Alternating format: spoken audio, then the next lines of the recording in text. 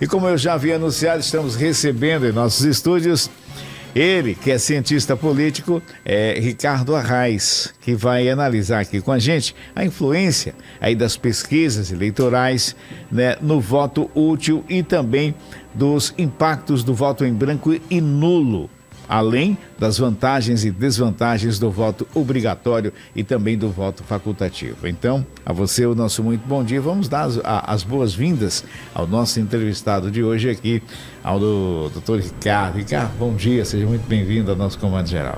Bom dia a todos os ouvintes da O Dia, FM O Dia.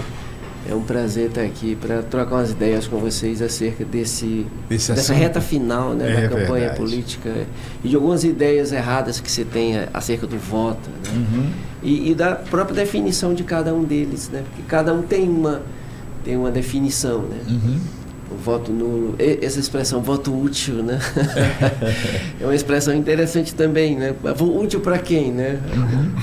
Mas enfim, então vamos conversar aqui. E que fique à vontade aqui a nossa bancada, né? João Magalhães e também, claro, Natanael. Professor, vamos iniciar a nossa conversa sobre essa expressão, voto útil, que é uma expressão muito utilizada para tentar explicar, de certa forma, esse movimento dos eleitores indecisos que na reta final acabam baseados em pesquisas, votando no candidato que está na frente. Realmente, há esse impacto direto, essa teoria do voto útil é uma teoria que tem alguma comprovação realmente? Isso acontece na prática, professor?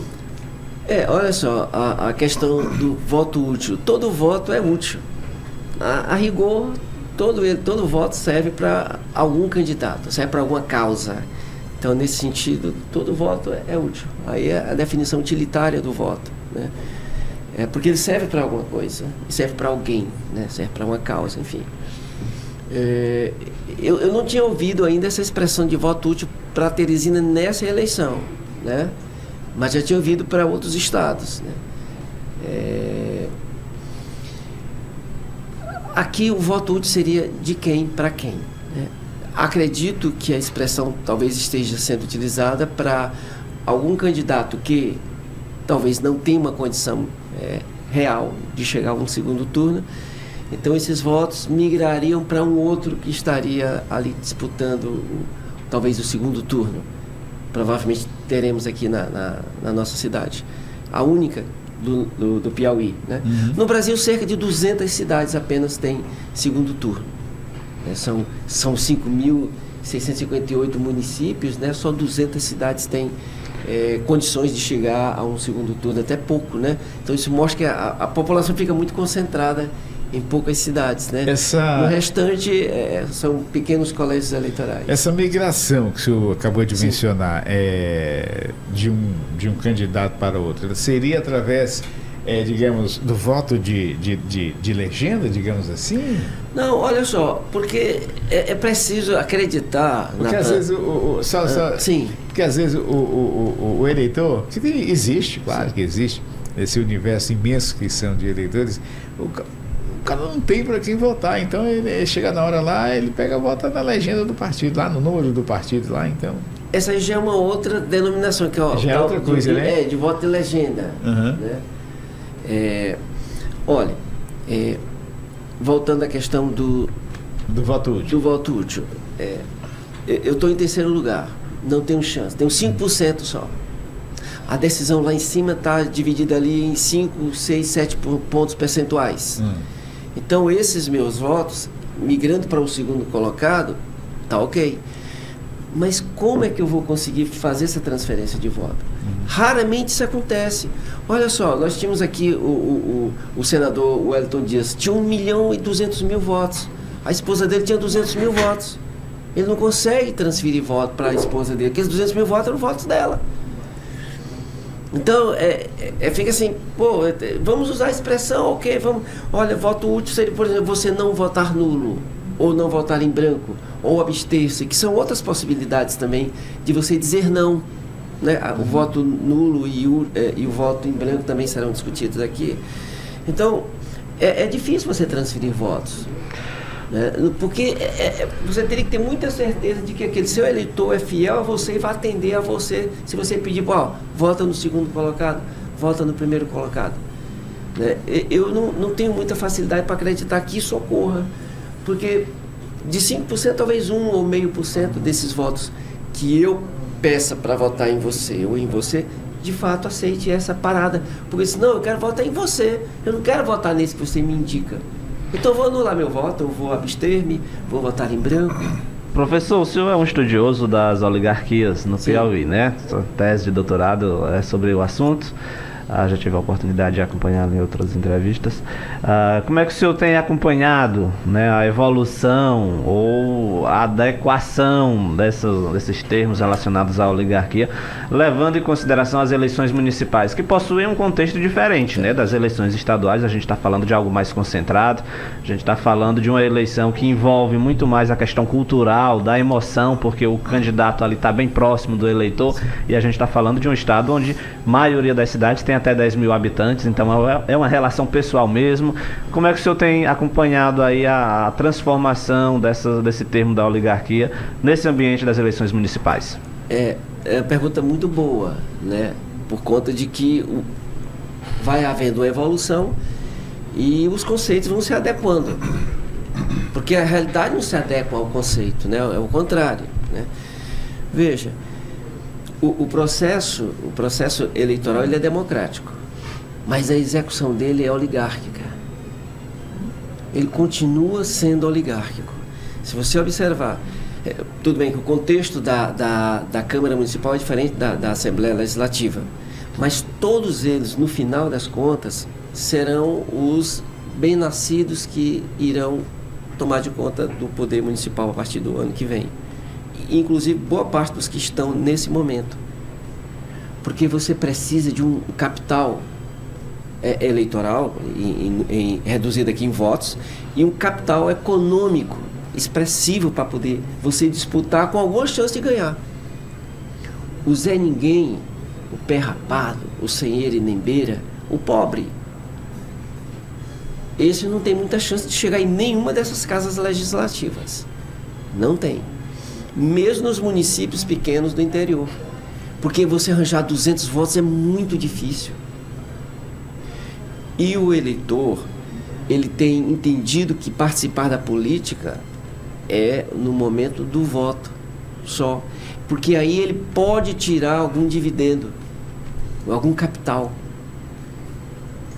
e ele não se expressa e ele não demanda democracia durante os 2 anos da eleição. Mas no período da eleição, ele está com a sua conta de energia para os 3 candidatos. Paga a minha conta, paga o meu IPTU, pinta a minha casa. E ele pede para os 3 candidatos. É de onde ele tira algum capital. É onde ele acha que ele é partícipe da política. Mas nós somos partícipes da política 365 dias no ano. Não é só no período, na corrida eleitoral. Então ele resume a sua participação política ao regime eleitoral. E é muito pouco. Por isso é que, via de regra, nós estamos num processo democrático, democracia, mas a execução da política ela é oligárquica. E aí nós temos que relembrar a Grécia. A oligarquia vem da junção de 2 palavras, oligoi e kraten, que significa governo dos bem-nascidos. Bem-nascidos, os ricos. E essa campanha que nós estamos finalizando, inclusive hoje no rádio e na televisão, né, ela tem sido, talvez seja a mais cara, com certeza a mais cara de vereadores que Teresina já experimentou, com candidatos gastando milhões, querendo uma das 29 cadeiras. Porque aqueles outros 400 que estão ali colocando nomes, e é importante que coloquem, que participem, que é um direito, né, político, é um direito civil, esses não têm chance nenhuma. Os pobres não têm chance. Por isso que o regime de execução é oligárquico. Nós estamos vivendo os 2 regimes. Isso lá na Grécia era impossível. O regime era oligárquico do início ao final. Aqui não. No início ele é democrático e ele se transforma. Olha só, um regime democrático se transforma em oligárquico na sua execução. Ele é executado de maneira oligárquica. É aqui na Câmara Municipal e é especialmente na Assembleia Legislativa. Professor, nos últimos anos, nas últimas eleições, né, nós temos acompanhado um crescimento do número de abstenções, né? Pessoas que deixam de votar. Inclusive, a eleição passada, o TSE apontou que a abstenção foi de mais de 20%. Né? Há um certo descrédito com a política, com as eleições, e também há os eleitores, um percentual ainda elevado de pessoas que votam nulo ou branco. Né? Como é que o senhor tem avaliado esse cenário e realmente qual o impacto, né, dessa descrença da população na política, no processo eleitoral? Em 2001, eu realizei uma pesquisa com uma amostragem só com estudantes da universidade, e a política era a instituição de menos credibilidade para os estudantes da universidade em 2001. Né? Há quanto tempo já se vai dessa pesquisa? E há um descrédito muito grande com eles, mas eles é que são os culpados. Porque eles pegam um mandato eletivo conseguido democraticamente, ou seja, pela via do voto em uma urna indevassável, que ainda não foi violada, não conseguiu se fazer isso até hoje, embora os hackers tentem, né? Inclusive para a própria segurança, o TRE convoca eles para tentar minar a credibilidade, não conseguem. Mas os próprios políticos é que são os culpados da descrença deles. Porque você não gasta 5 milhões para uma campanha de vereadores pensando que você vai tirar isso só com o seu salário. Não vai. 5 milhões você não tira do seu salário. É recebido lá na Câmara Municipal. Nem sei quanto é que é, mas com certeza... 18 mil reais. Pronto, mas não vai conseguir. De forma em 4 anos você não vai tirar. Não vai. Você vai tirar de alguma maneira. Né? De alguma maneira você vai tirar. Agora, com relação à abstenção, algumas coisas têm que ser levadas em consideração. Muitos dos eleitores que se abstêm estão em hospitais, estão presos, estão fora do domicílio eleitoral. E para vereador não tem voto em trânsito. Né?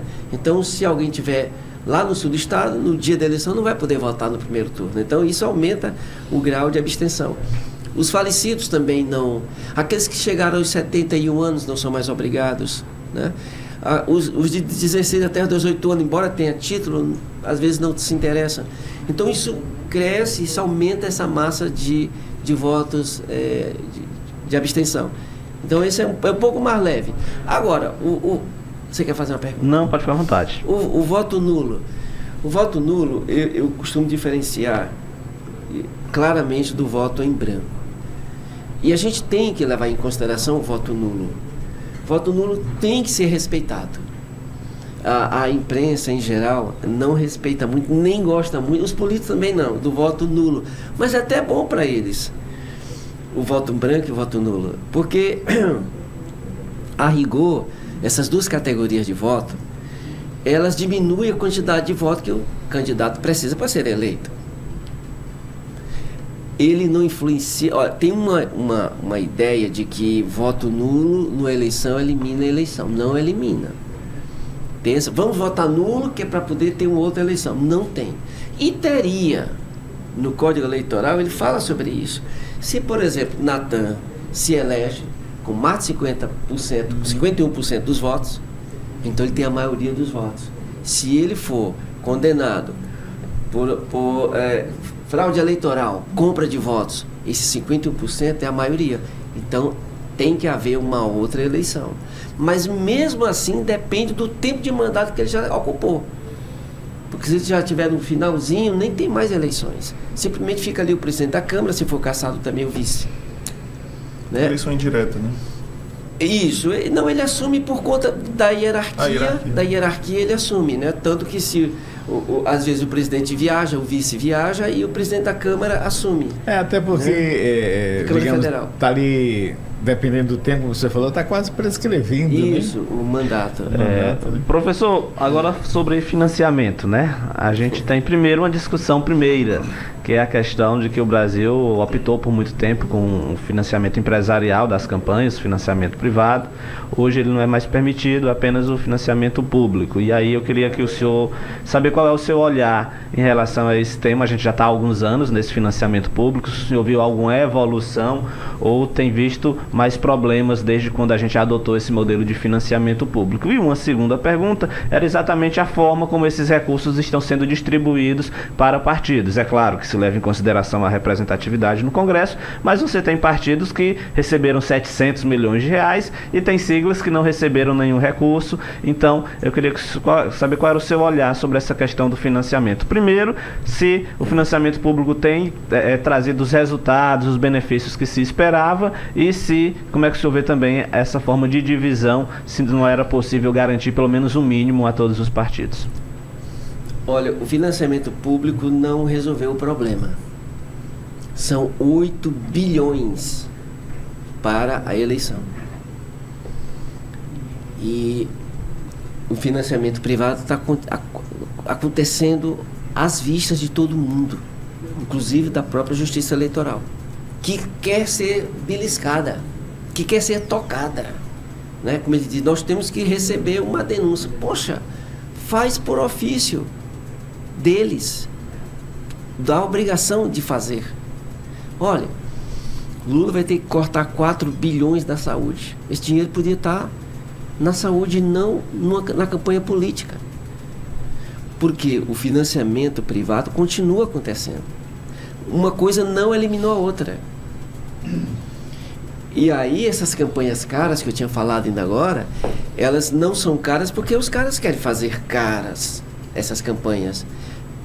Os próprios deputados estão inflacionando essas campanhas. Deputado apoiando assim, maciçamente os seus queridinhos, seus candidatos. Cada deputado estadual e federal tem os seus preferidos. E eles estão investindo muito neles. E esse dinheiro não é aquele do fundo partidário, não. Então, na eleição... É um dinheiro não registrado. E olha, a Justiça Eleitoral tem um tal de um pardal, né? Que é para... Tem gente filmando, tem gente botando nas redes e não está acontecendo nada. É como se não existisse aquele equipamento, né? Tá lá do pardal para você denunciar e aquela candidatura ser impugnada na hora. Não está acontecendo isso. Então o financiamento público não está resolvendo o problema. Não resolveu o problema. Até agora não resolveu, porque o financiamento privado continua. E qual era o modelo que o senhor defende como estudioso do assunto? Tem que ser o privado mesmo, como acontece nos Estados Unidos. Pra você ter uma ideia, o Trump investiu na Kamala Harris. Ele depositou, quando ela se candidatou ao Senado, ele depositou $7 mil de ajuda lá para ela. Olha só. Onde ela está hoje, né? Sim, hoje eles são adversários, né? Eu vi que a terceira maior investidora na campanha da Tabata pediu o tal do voto útil. A terceira maior investidora, mas não era para ter nenhum investidor de fora. Se é público, né? Se o financiamento das campanhas são públicas, por que essa mulher está financiando a Tabata? Olha só, então as coisas estão à mostra. Antigamente, assim, na calada da noite, né? Hoje não tem mais, na iluminação dos holofotes que essas coisas estão acontecendo.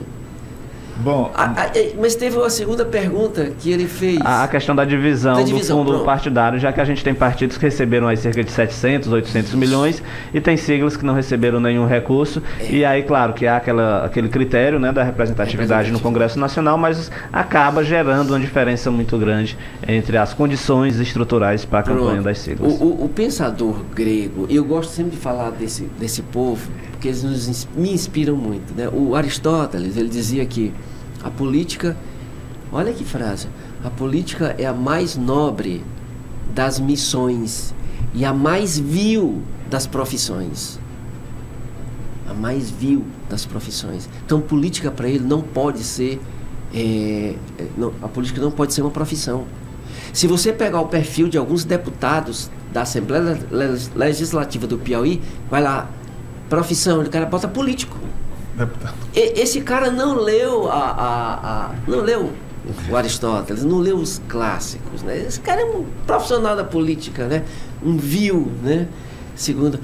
Outra coisa, ele achava, o Aristóteles, ele achava que tinha uma palavra na Grécia, no grego, que para ele era a palavra mais bonita do idioma grego, que era isonomos. Que quando junta fica isonomia. Isonomia significa igualdade. Então na política não tem isonomia. Daí há o exercício ser oligárquico. Daí inclusive a campanha ser também oligárquica, porque aquele que larga na frente é o que tem dinheiro. Geralmente um bem-nascido, um oligoi-kratos, né? Um bem-nascido. Então, eu quis forçar um pouco a barra e dizer que é democrático o processo. Também é oligárquico, porque não se parte em condições de igualdade.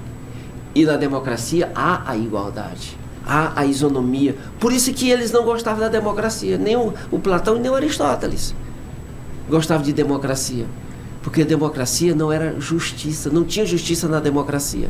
E não tem mesmo, não tinha lá e não tem agora. É tanto que tem deputado gastando 5 milhões e outros gastando 20 mil, se muito. Olha a diferença. E tem outra coisa, não tem isonomia na divisão do bolo para os partidos e não tem isonomia na divisão do bolo intrapartidário. Sim. Porque os candidatos que já têm mandato, eles têm uma preferência. Saem na frente. E as mulheres têm menos preferência ainda. Era a pergunta que, de certa forma, eu iria complementar, a questão das cotas de gênero, né, que a gente tem, tanto a obrigatoriedade das candidaturas, quanto também da destinação de recursos, do tempo de propaganda.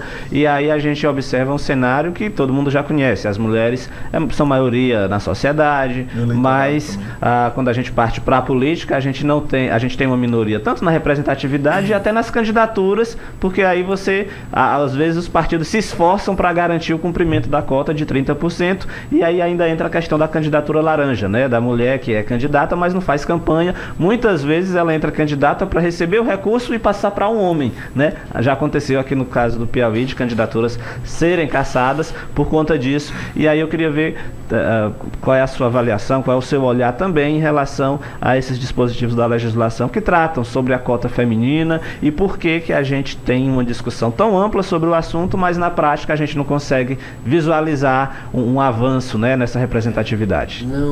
Não funciona também. Não funciona. Na hora que você diz que o homem tem 70%, a mulher só 30%, não tem igualdade, né? Só aí você já derruba a tese da igualdade, da isonomia, da democracia. Não tem democracia. Não é democrático nem na divisão dos recursos. E tem outra coisa, as mulheres recebem por último, faltando às vezes 10 dias para a eleição. Ela já perdeu a eleição. Porque os homens já receberam, já compraram, infelizmente, já compraram os seus eleitores, as suas vontades, as suas lealdades. E aí aquele eleitor leva a continha de energia, diz, olha, paga para mim, para um, paga para mim, para outro, e ele pega 3, 4 candidatos ali e resolve isso. Então não tem isonomia, não tem igualdade. Eu queria, se tiver tempo ainda, tem. Eu queria lembrar na eleição, acho que de 2016, que foi também para prefeitos. Eu peguei uma estudante do curso de ciência política lá na universidade e dei uma tarefa para ela, porque no dia seguinte da eleição, na segunda-feira, eu tinha dado a entrevista para 3 canais de TV, me lembro bem nesse dia, e eu falei das laranjas, porque eu passei a noite olhando os dados eleitorais. E aí eu identifiquei assim, um número absurdo de candidaturas falsas. Só para... Você falou, que os partidos tentam... Não, eles burlam também a norma. Fingem, né? Que tentam, né? Fingem que tentam. E aí... Eu lancei esse desafio para ela. E a justiça finge que acredita, né? E não, olha, se estiverem nos ouvindo, sem querer ofender, mas não é sério. Não é sério. Aí eu lancei um desafio para ela. Olha, você vai pegar os 224 municípios do Piauí e nós vamos encontrar, nesses 224, tentar encontrar candidaturas laranjas. Aí ela disse, o que é candidatura laranja? Eu disse, olha, vamos pegar aquelas candidaturas que tiveram 0 voto até 3 votos. 0, 1, 2, 3, 4 categorias só, 4 votos. Se a gente chegasse até 10, aí a gente ia perder tempo demais. Eu botei só até 4 votos. Ok, você tem 5 dias para me dar esse trabalho.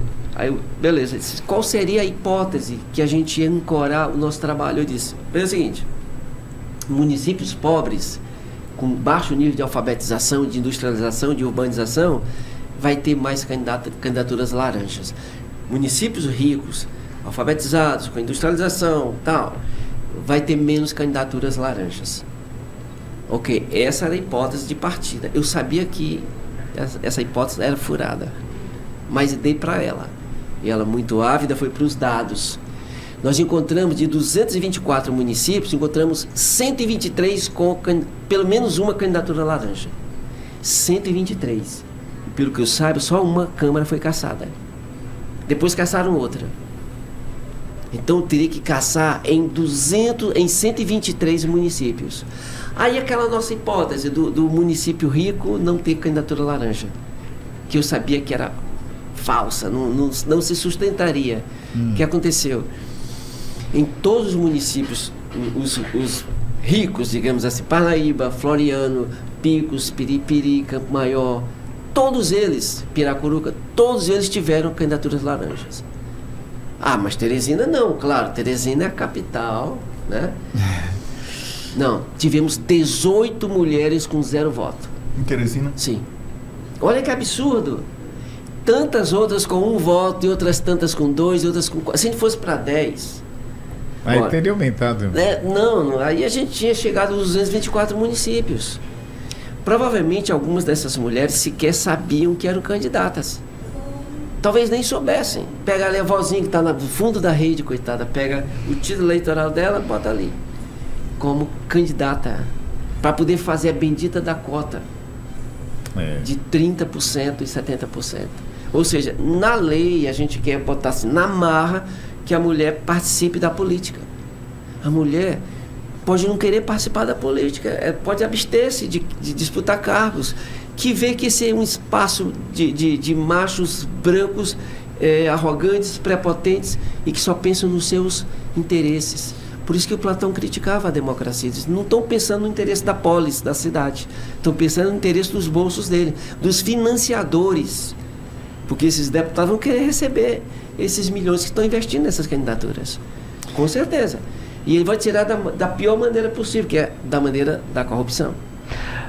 Só, rapidamente aqui, já, tem aqui o Evaldo Evangelista, ele fala aqui, no meu entendimento, o voto válido é aquele que serve para contabilizar a algum candidato. O voto útil, que é igual a todos os votos em branco e votos nulos.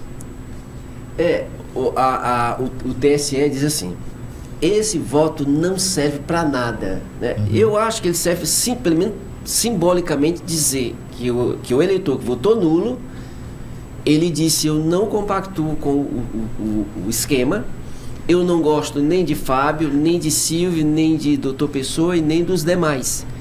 Não concordo com nenhum deles. Então é um voto de protesto. O voto branco, que está lá na urna, está lá. Sim. O voto branco, deveria tirar aquilo então. O voto branco é o que está, olha, para mim qualquer um serve. Qualquer um serve.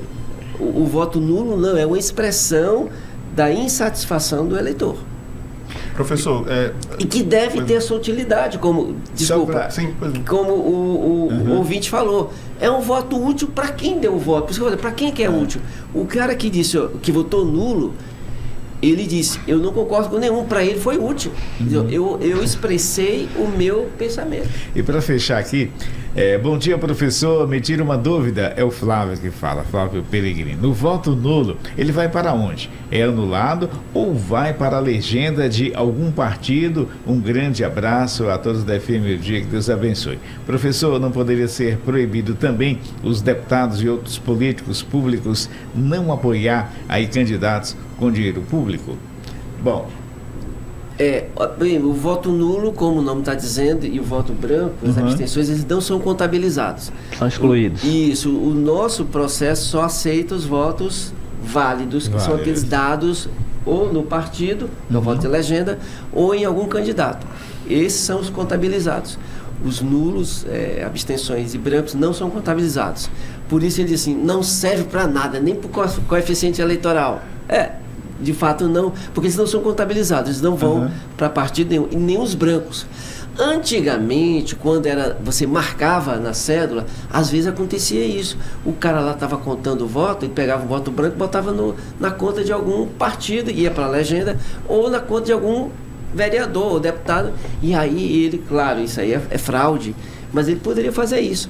Hoje não tem mais essa possibilidade. Voto branco e nulo não tem um valor para a eleição. Tem o valor para quem vota, para dizer que não concorda com aquele processo. Professor, a nossa conversa foi muito realista. Eu acho que tem alguns ouvintes que devem estar pensando em praticamente não acreditar mais na política, mas a gente sabe que a solução dos problemas da sociedade passa pela política, né? A falta de medicamento no posto de saúde, a falta de calçamento na periferia da cidade, a falta da merenda escolar, enfim, a solução desses problemas ele está na política, e a maioria desses problemas são relacionados aos municípios, que é onde a população vive. Então eu queria que o senhor falasse um pouco, comentasse um pouco sobre a importância de, apesar desse cenário realista que o senhor desenhou e que de certa forma não é bom para a sociedade, a gente precisa exercer, né, a nossa cidadania, ir lá e escolher aquele candidato que mais adequa as propostas à nossa realidade, querendo ou não. O processo eleitoral é a festa da democracia, né? Embora o senhor tenha pontuado algumas questões nesse sentido, mas eu queria que o senhor reforçasse um pouco sobre essa importância, né, do cidadão, mesmo muitas vezes desacreditado, entender que a solução dos problemas da nossa sociedade ela passa pela política, e quem vai resolver ou quem vai ser responsável pela solução é o político, é quem vai ser eleito. E já que é para eleger um político, é importante que o cidadão faça a sua parte, contribuindo com o processo eleitoral, indo votar naquele candidato que ele entende que é o mais adequado. Pois é, você falou aí uma análise realista, né? E tem que ser realista, né? Maquiavel falava isso, ó, eu não vou falar da política como a política deveria ser. Aí é platonismo, né? Que bom que se fosse assim, né? Mas não é, infelizmente não é. É realista, é realismo mesmo. Você falou, poxa vida, mas o quadro não é bom, né? O cara falou, não que eu tenha dito aqui, as pessoas têm que acreditar, esse cara falou a pura verdade, esse cara aqui é o cara. Não, nem é pretensão minha aqui. É da minha análise. Eu já estou nessa área há bastante tempo e observando. A nossa função é essa, é observar, é fazer a crítica, fazer a análise. E o quadro não é bom mesmo. Você falou aí, né? Se essa entrevista for assistida daqui a 500 anos, e eu espero que seja, alguém diz assim, meu Deus, olha só o cara falando ali, porque o entrevistado falou umas verdades lá, e o cara diz, pô, você foi muito realista, e o quadro que você me pinta é um quadro muito ruim. Mas infelizmente, a realpolitik, ela não é para amadores, né? Não. O Brasil não é para amadores. Piauí, Teresina não é para amadores. A política não é. E cada vez está mais profissionalizada mesmo, e às vezes da pior maneira. Da pior maneira. E o Simão está perguntando aqui, precisa falar um pouco sobre, com referência à obrigatoriedade do voto. O que você acha da obrigatoriedade do voto? Mas antes ainda queria ficar na pergunta anterior, mas eu vou falar dessa aí. Que também tem umas... Não existe meia verdade, ou é verdade ou é mentira, mas eu vou falar disso. Olha, de fato, a nossa vida ela é gerenciada pela política. Quando a gente vem para cá, quando a gente vai para o trabalho, quando a gente vai para a escola, quando está andando na cidade, tudo tem o olho da política em cima de nós. A própria nossa convivência em comunidade, né, no condomínio, na rua, tudo isso tem a política no meio. Aquela ideia da política da boa vizinhança, né? Nossa vida, ela gira em torno de política. A palavra política vem de polis, que é cidade. Quem mora na cidade é o cidadão. Olha só, cidadão, política, polis, é tudo uma coisa só. Então a nossa vida gira em torno da política. Por isso que é importante, sim, irmos para as urnas e expressarmos as nossas opiniões, que é para um candidato, que é para outro, que é para nenhum deles, né? Ou para qualquer um deles. E aí eu dei as definições do voto, né? Do útil, da abstenção e do nulo. Temos, sim, problemas demais. Mas o que eu vejo, e essa não era, eu acho que a tônica da entrevista, é sobre as campanhas, as mensagens das campanhas, né? Que está muito a mesma coisa da eleição passada, da eleição atrasada, e eu não vi nenhum avanço. Nesse sentido, não vi. Com relação ao voto obrigatório. Do voto. Olha, diz a lei que é obrigatório para quem tem 18 até 70, obrigatório. Para quem tem de 16 até os 18 é facultativo.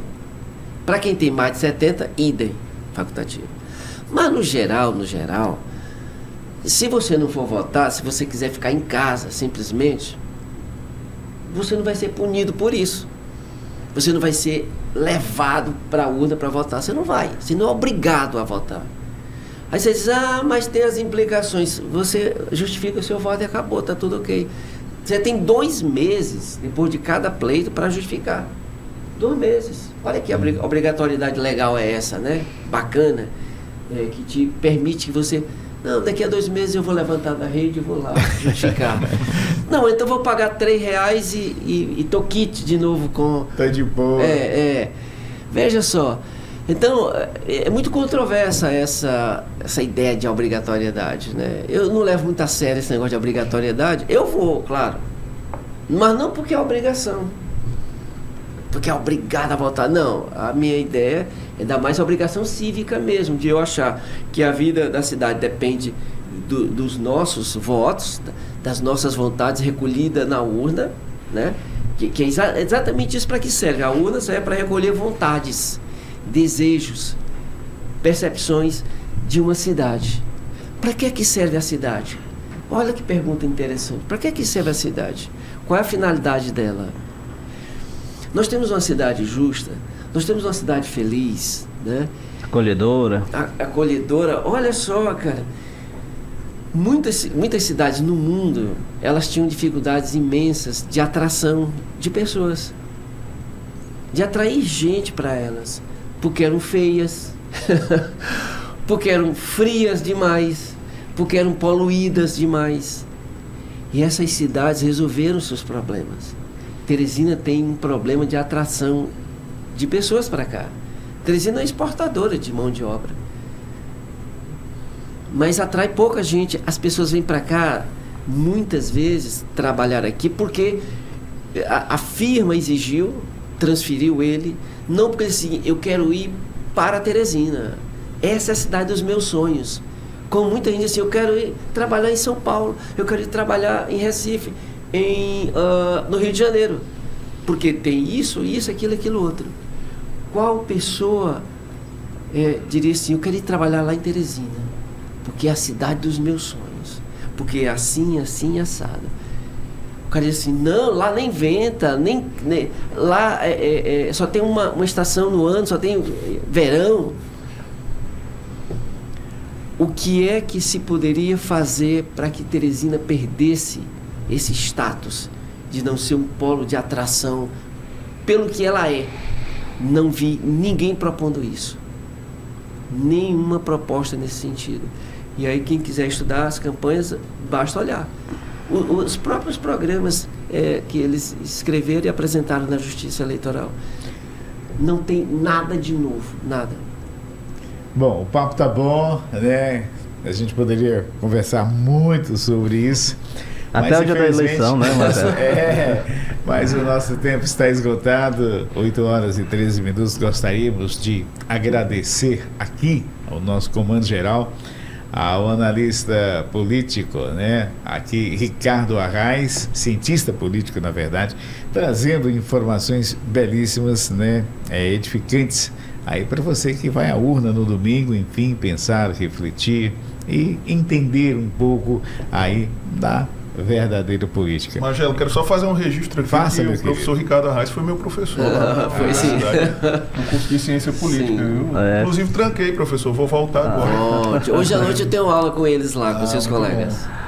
Cientista político e historiador, né? Já tive a oportunidade de entrevistar outras vezes. Inclusive tem um desses estudos que eu falei relacionados às oligarquias no Piauí, que é um estudo que quem gosta de política é uma leitura obrigatória. Sim. O professor faz um desenho muito bem feito, né, do cenário das oligarquias na política piauiense. Obrigado, professor, pela presença. Foi um prazer estar aqui com vocês. Ok, prazer é todo nosso. Conversamos com Ricardo Arraes, cientista político, trazendo informações belíssimas, especiais para você que nos acompanha aqui no nosso Comando Geral.